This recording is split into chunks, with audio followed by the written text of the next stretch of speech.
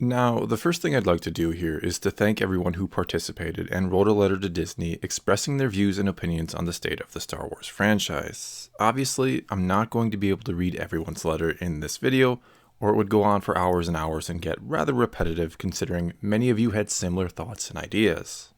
So what I decided to do was to again read through every single comment, and then I picked out a few that I really wanted to share, as well as put dozens more in a pool that I'm more or less going to randomly pick from, before sharing my own Dear Disney letter at the end of the video. So if you don't hear your letter read, you have my apologies, but I'm trying to do this as fair as I can to get as many different voices heard as possible.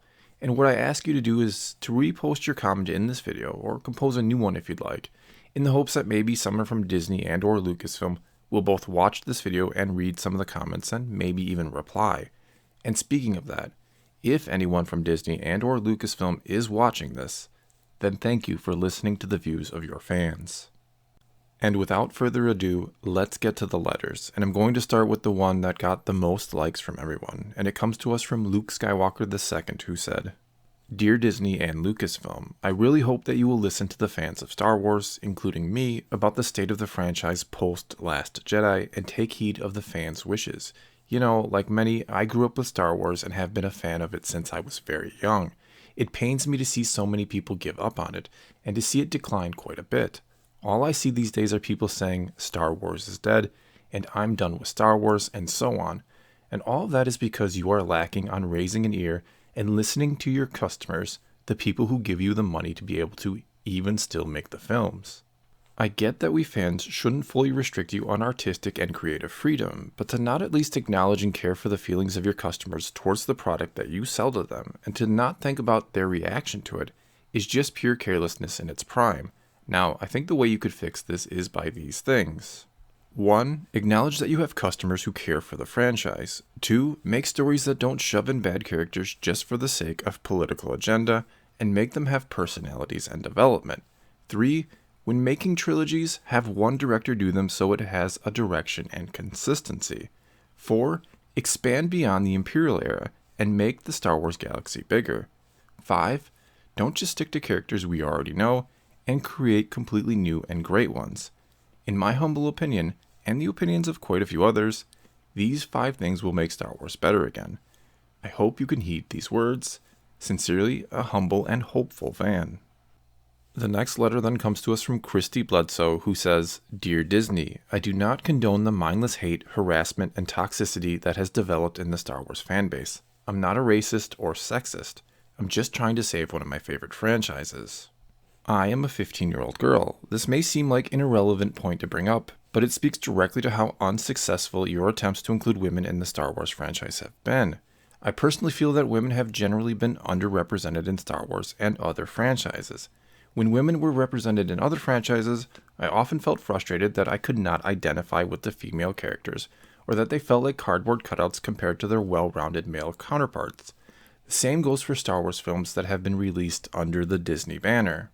Instead of feeling empowered, I feel demeaned by Star Wars' recent attempts to elevate women, especially statements that have been made by the likes of J.J. Abrams, Kathleen Kennedy, and Rian Johnson. I did not enjoy The Last Jedi. I came out of the movie theater feeling angry and insulted. This is the only time any film has ever made me feel this way, let alone a Star Wars film, which seems to suggest that something is very wrong. These feelings were only heightened because of statements by major media outlets and Lucasfilm and Disney higher-ups implying that I was either sexist, racist, or a whiny, entitled fangirl because I did not like The Last Jedi. I do not pretend to know the personal feelings of people like Kathleen Kennedy, but I get the feeling that the people that are currently running Star Wars completely disregard the feelings and wishes of the fanbase, or are simply not Star Wars fans at all. I understand that this is a business, and you can't cater to every fan and wish out there, but trust me when I say that the fans will stop supporting your business if you do not respect them or give them what they want. It's for these reasons that I've recently decided to refrain from seeing Solo: A Star Wars Story in theaters and buying Star Wars merchandise. I will also most likely refrain from seeing future Star Wars films in theaters if things continue like this. The next letter comes to us from Robert Tomlinson, who writes, "Dear Disney, the best way you can fix The Last Jedi is to have the final episode start with Finn waking up from his coma and realizing all of Episode 8 was a really bad dream. But seriously, the reason I didn't go to see Solo at the box office is because of my feelings towards The Last Jedi. That movie failed on multiple levels. 1. It failed to set up the final movie in the trilogy. 2. It wasn't Luke Skywalker in that movie. Luke, who wouldn't give up on his father, the biggest bad guy in the galaxy, would give up on his nephew, who just happened to show some dark tendencies. 3. The Last Jedi has too much of a political agenda.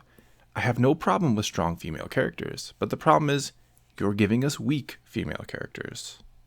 Our next letter then comes to us from Friendship is Magic, who writes, Dear Disney, please try and understand the reasons why people criticize you, rather than trying to make after-the-fact excuses and insults. George Lucas explained what Star Wars is. It's based on human psychology and ancient myths and stories, as well as tropes like the hero's journey. It's not merely a sandbox to insert poorly thought-out Mary Sue characters, or to subvert expectations with. Yours sincerely, a Star Wars fan for the last decade. Our next letter comes to us from Joss Broder, who simply writes, Dear Disney, from a lifelong fan, Star Wars has been a franchise that distinguished itself by inserting you into their universe and caring about what was happening. This is the core of the franchise. So when the new movies break the rules of that universe, push agendas, and change the very nature of characters we know and love, we are thrust from the universe and back into our own, where we sought not to be, just for the duration of the film. Our next letter then comes to us from Battle Tested, who writes, Dear Disney, I am a Star Wars fan. I think I speak for all the fans when I say we want Star Wars to succeed. It hurts me to say this, but I joined the boycott against Solo. I have seen every Star Wars movie in the theaters since Attack of the Clones. Even though Attack of the Clones isn't regarded as the best Star Wars movie, it still sparked my interest in this fantastic, wild universe at the age of 4. The more I grew, the more passionate I became about the franchise. However, we are in a really bad time right now. The Last Jedi broke the fandom. It's hard to explain, but while I was walking out of the theater after seeing The Last Jedi, I felt a large amount of my Star Wars passion was being sucked out of me. I just didn't care anymore. Disney, if you want Star Wars back on top, you have to make fans care again. When making any more future content, think of the fandom as a whole, and don't try to direct the content to a specific group of people. Star Wars already has one of the biggest fan bases of all time. You don't have to worry about trying to reach out to new people. Please the fans you already have and make good movies and shows for those fans. Disney, if you do this, the Star Wars fan base will continue to grow, I promise. Another word of advice. Politics divides people in today's world. Please don't limit your customers anymore by showing your political colors. Instead, try to use your screen time to bring people together and unite them. Picture us as little children ready to be amazed by great stories told in a galaxy far, far away. Our next comment comes to us from Anime Guy, who writes, Dear Disney and Lucasfilm, I personally am enjoying the new movies that you have been putting out since The Force Awakens. However, I do believe that in the future, if you want to make another trilogy, to take the time to plan out what is going to happen in each movie to a degree, and then let the directors fill in the blanks. I would also like to see more of the other sources of canon be introduced into the movies to convince the more casual fans to branch out and look into the other sources, not just the movies like you did with Solo. In the game department, I would highly recommend taking away EA's license. They have proven time and again that they are incapable of making a full game that isn't littered with either controversy or microtransactions. I understand that they need to make money off the game, but microtransactions are not the way to go if the cost of the game is $60 plus. So either take their license away or start cracking down hard on them. Also, I would really like to see Rey get some actual character development and not just be a blank slate. Thank you. Our next letter comes to us from Drop Dead X Horizon, who writes, Dear Disney, I feel the mistake of The Last Jedi was that it felt like Rian Johnson was telling us how to feel instead of just making us feel through good storytelling. It told us Luke gave up, but didn't really explain why a person of his character, who never had a reason to give up in the same situation, suddenly decided to do so. It said, Your old movies are done, this is the future. But why? All that movie gave me was an empty feeling and the question of why. Good job on Solo, though. It's too bad not enough people will have seen it. I couldn't have been bothered to watch it opening weekend or paying full price because of how The Last Jedi made me feel. I never thought I would say that about a Star Wars movie in my life. I was pleasantly surprised and am grateful for that film. Our next letter comes to us from Space Waffles, who writes, Dear Disney and Lucasfilm, Earth is a wondrously diverse place, and there's no reason why Star Wars can't be just as diverse and beautiful, and it has been. That's the reason why people love it. Fans get to go to a galaxy far, far away, where we encounter people from all genders, races, and species, and we don't think twice about it. That's the magic of Star Wars. We can sympathize with a Wookiee that is worried about his friends, and feel strength when a princess stands up to the bad guys. We feel loss at the sacrifice of our rogues, and we become heartbroken when our Padawan walks away. We can feel triumph when our heroes win the day, and when our foes are redeemed. The characters worked because we loved their stories. It didn't matter what the characters were, and nothing needed to be oddly injected or characters altered for the sake of change. Just create good stories and the rest will take care of itself. Thank you. Our next letter comes to us from Daniel Rockford, who writes, Dear Disney, 1. If you're going to introduce new characters into the saga, please think about how they fit into the lore in relation to the past and future. Don't create characters that make everything that came before it seem meaningless. 2. Keep control of your creative heads at Lucasfilm. Authors, directors, and people in leadership should not be responding to fans or critics over social media in an antagonistic fashion. 3. Appoint someone at Lucasfilm to be the voice for the creative team and story group going forward. Someone who hears the voice of the fans, both negative and positive, and can get that information to someone or a group of people that will take those opinions under advisement. Does neither of us any good not responding, or if you are doing it in an unprofessional way.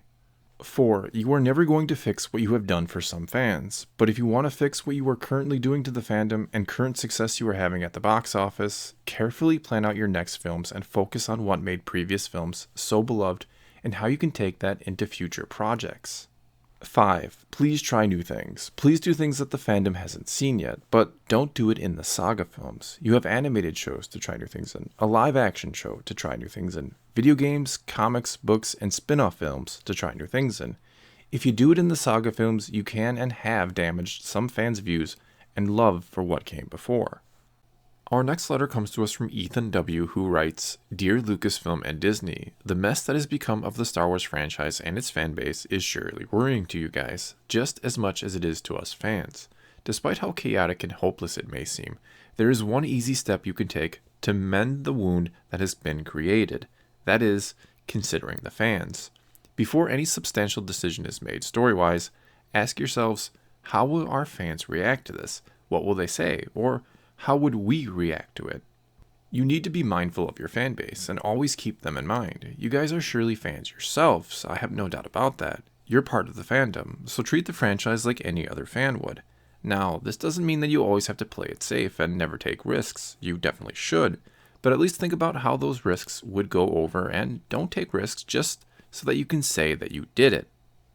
All in all, never forget about the fans that allowed this franchise to become what it is today. Considering the fans and maybe even taking suggestions from them. When creating great stories isn't a bad thing. It won't hinder the result of the hard work you put into them. It may even make the final product a little better and will avoid the disenfranchisement roughly half of the fan base is currently experiencing. We have nowhere to go but up, so let's start today. Signed, Star Wars fans everywhere. Our next letter comes to us from David Albee, who writes, Dear Disney, I'm so proud of what you've done with the MCU, and I also have, in the past, been extremely excited for what you have done with your acquisition of Lucasfilm. I'm glad that we were able to bring a whole new generation to love Star Wars with The Force Awakens. I'm glad you gave us Solo and Rogue One. I have my issues with The Last Jedi, but I also know that we need to learn to come together as a fandom to heal these wounds that we've all experienced, whether we're pro or anti The Last Jedi. I'm extremely excited for Resistance, the television show. My biggest issue I have right now is not anything dealing with the controversial content of The Last Jedi, but with the company's response and name-calling, derogatory language, paintbrushing, labeling, etc. of anyone who says anything negative about The Last Jedi. Criticism does not equal fascism, racism, or sexism. Can you help us heal the wounds of the Star Wars community by saving the things we love? I have many thoughts, but I'm just worn down by the people on both sides who are constantly attacking each other, and the lack of ability to express one's opinions on a film franchise. Sincerely, David. Our next comment comes to us from Star of Elan, who says, Dear Disney, black people are tired of characters like Finn. He's cowardly, he only pretends to be a hero when he meets a female. He's busy being led around by females instead of being a strong male character. He is bumbling, he's incompetent, and he's everything we are tired of getting out of Hollywood in regards to black male characters. Our next letter comes to us from WJB61274123, who writes, Dear Disney, I don't have much more to say than what has been expressed in response to The Last Jedi and utter failure of Solo. Listen to your fans, not the ones hurling invectives about social justice warriors, rather the ones whose criticisms are often drowned out by the rabid ragings of anti-SJWs. Develop and use existing characters, gradually introduce new ones, and don't attempt to pass off a walking plot convenience as an individual. In truth, I do believe that too large a voice has been granted to individuals who hate Finn because he's black or Rey because she is a she, but this does not excuse their glaring character faults. Finn has gone through the naivete character arc twice now, while Rey has no true obstacles and is the very definition of the loosely thrown around Mary Sue. They aren't how you endear a character to the consciousness. In regards to the setting of the mythos, all I can say is to expand. Not once in the last 5 years has the movies left the Skywalker saga that was properly concluded in Revenge of the Sith. Show the fans something that isn't analogous to the tried and true Empire vs. Rebellion thing. The Star Wars galaxy is huge, and both the Empire and the Rebellion, in all their forms, are only part of that galaxy. Since the retconning of the expanded universe, now Legends, I have been rather apathetic towards this trilogy, but I can tell you with certainty that this amalgamation of pandering, subversion, and lack of coherent inspiration will ruin Star Wars as a franchise. That is in the best interest of no one, and I once again urge you to listen to your fans. And the last letter now that I'm going to read from all of you before I get to my own comes to us from Pablo, who simply says, Dear Disney, please be humble and admit your mistakes in how Star Wars is being handled. No one will criticize you for this. Instead, the fans will thank you, and you can have a new hope to restore peace and stability to the fandom. Finally now, my letter, and it goes, Dear Disney. Now, I know you're probably thinking this bickering fanbase isn't what you bargained for when you purchased Lucasfilm and attempted to resurrect the Star Wars franchise from the presumed ashes of the prequels. And I say presumed because there's this common misconception about the prequels that, in general, most fans dislike them when, in reality, they're loved and adored by many fans, though certainly not all, and are the reason many kids of that time are now huge Star Wars fans today. And I bring this up because misconceptions are dominating the Star Wars landscape again today. Chief among them is probably this belief by some, and this seems to be perpetuated by the mainstream media, that a vast majority of fans loved The Last Jedi, and those who didn't are a small minority who are just angry fanboys and girls who are either irrationally upset about not getting the movie they wanted, or that they're just racist, sexist, bigots, or whatever other label you'd like to throw on them. The truth, however, is that, yes, many fans did enjoy The Last Jedi. There's no doubt about that. But at the same time, many fans didn't. And sure, I can't deny that a very, very small percentage of the detractors didn't like this movie because the new lead is a young woman, or that a black man has been given a role of prominence. But here's the thing. Neither one of those two things are new to the Star Wars franchise, and many at Lucasfilm seem to be patting themselves on the back for bringing diversity into Star Wars when it's always been there. And the more they at least seem to bring identity politics into the fold, and I won't claim to know their true agendas, the more trolls they lure in who don't give a damn about Star Wars, but call themselves fans nonetheless in an effort to use it as a platform to display their bigoted views in a way that will draw the attention of the masses and mainstream media. And when you react to these people, you only give credence to their arguments, pour fuel on the fire, and cast a negative shadow over the real Star Wars fandom, those who do have legitimate gripes and concerns about the movies, but are immediately labeled as haters. So how do you fix this? It's simple, really. Ignore the haters, those who only use Star Wars as a weapon to preach bigotry, and resist the urge to essentially do the same yourselves by pushing your own political agendas and drawing these people out of the woodwork. Listen to your real fans who are trying to give you constructive criticism and love this franchise and only want what's best for it. And above all else, focus on the stories. You're making movies here, not saving the world. Check whatever political views you may or may not have at the door, and leave the troubles of our world behind for a time, and immerse yourself in a galaxy far, far away. It's why we fans watch the movies in the first place.